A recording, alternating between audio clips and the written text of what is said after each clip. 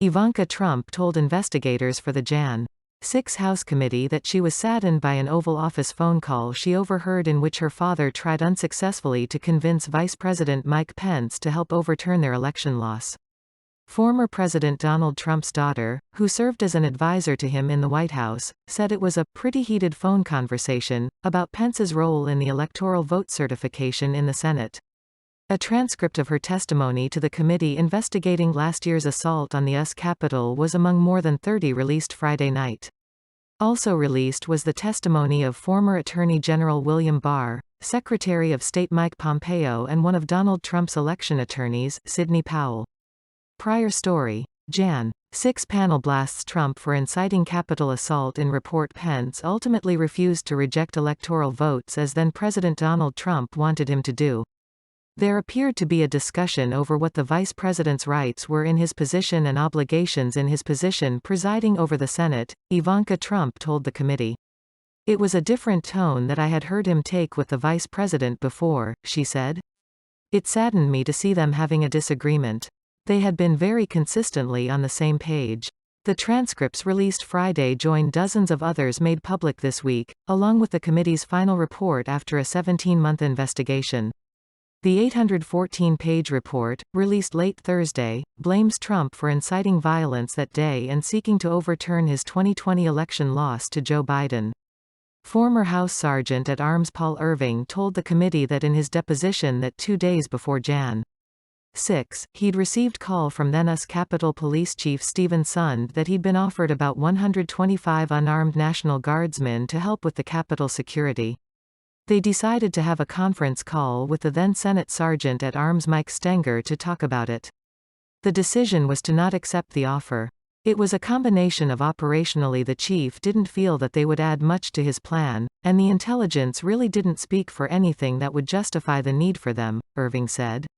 In a sign of how shocking the breach of the Capitol on Jan.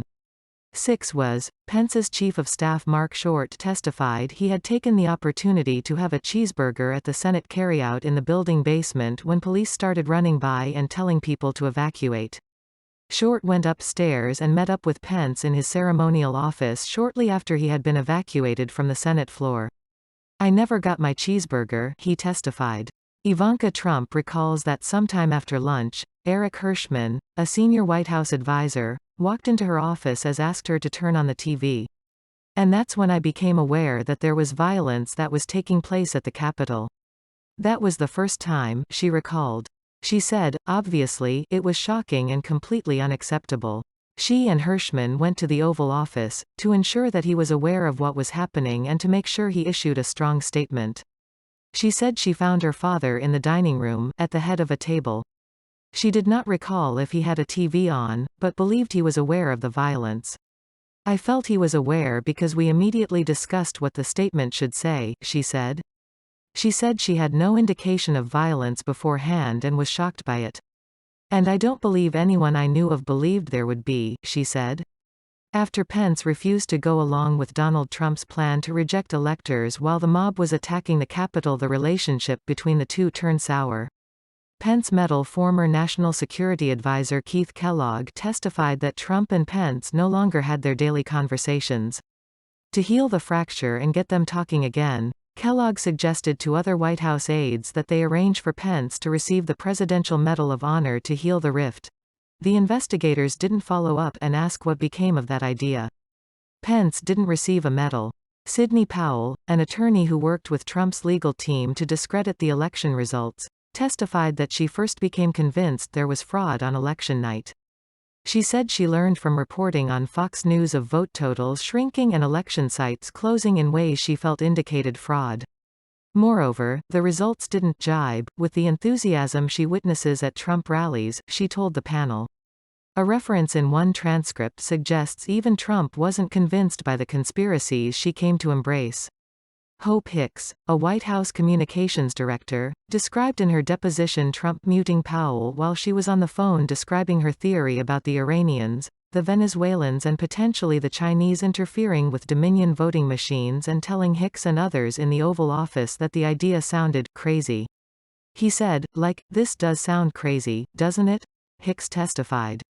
And I think I said, yes, it does.